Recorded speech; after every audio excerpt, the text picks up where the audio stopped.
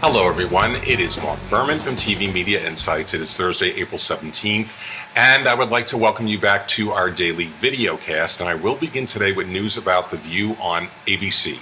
Last week, I announced that the final on-air appearance for Barbara Walters will be on Friday, May 16th. Well, to honor Barbara Walters, all 11 co-hosts of The View historically will be appearing the day before that Thursday. So joining Barbara Walters and the current rotation of Whoopi Goldberg, Sherri Shepherd, and Jenny McCarthy will be returning. Meredith Vieira, Star Jones, Joy Behar, Debbie Matantopoulos, Lisa Ling, Elizabeth Hasselbeck, and Rosie O'Donnell. So you will have a very crowded episode of The View that day, which I am sure will be very noisy. Yesterday I made a joke that you better get the earplugs out, and somebody actually asked me on Facebook, what do you mean? What do I mean? It's going to be noisy. The one thing about The View is it has never been a quiet daytime talk show, and it should be interesting seeing Rosie O'Donnell and Elizabeth Hasselbeck back together again. They didn't exactly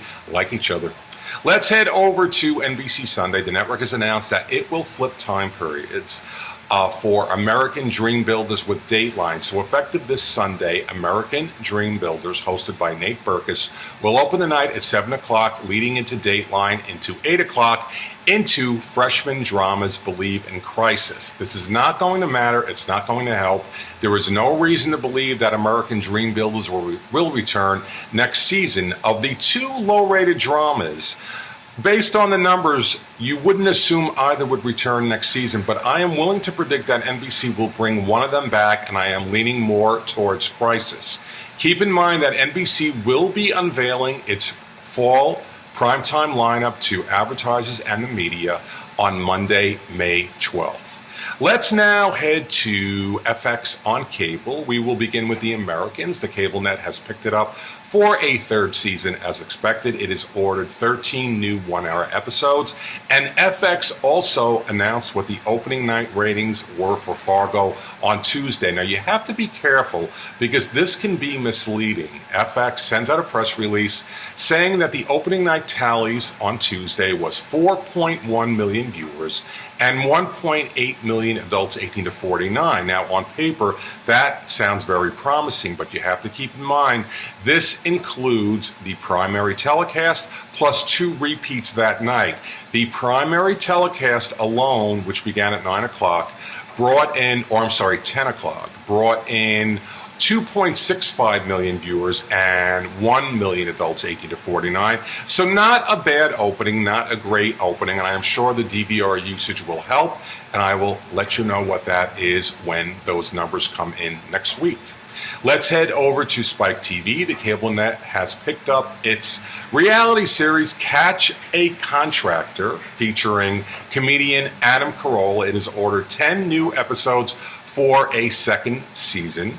Yesterday, I attended an upfront breakfast for new cable network Pivot, which launched 8 months ago. It is targeted to the millennial audience, which is viewers 18 to 34, and I have highlights what you can expect to see on Pivot next season, and it doesn't look bad. They have some interesting options. Coming up on the air tonight, we have 3 series that could be potentially ending their runs. We will start with The Crazy Ones on CBS. The freshman comedy will conclude its first season with a 1-hour episode from 9 to 10 p.m. My prediction is CBS will not renew it, but I would not be surprised if a network like TBS did pick it up, so we'll have to wait and see. Community on NBC is ending its 5th season at 8 p.m. This comedy has never had much of an audience, but it is a cult favorite, and I predict NBC will bring it back for 13 final episodes.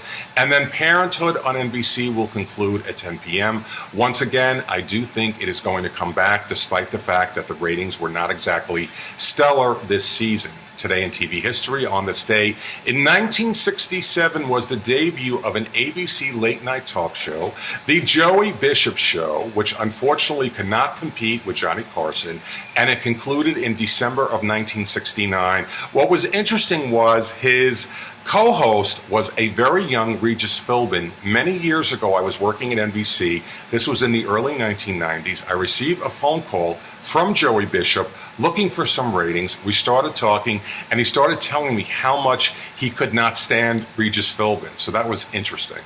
On this day in 2011 was the launch of HBO drama Game of Thrones, which is confirmed to run through at least the 2015-16 season. And on this day, 2 years ago, Ringer on the CW with Sarah Michelle Gellar ended its run. And that is our daily video cast from TV Media Insights on the 17th day of April. I want to thank you for joining me, and I will be back tomorrow. Have a great day.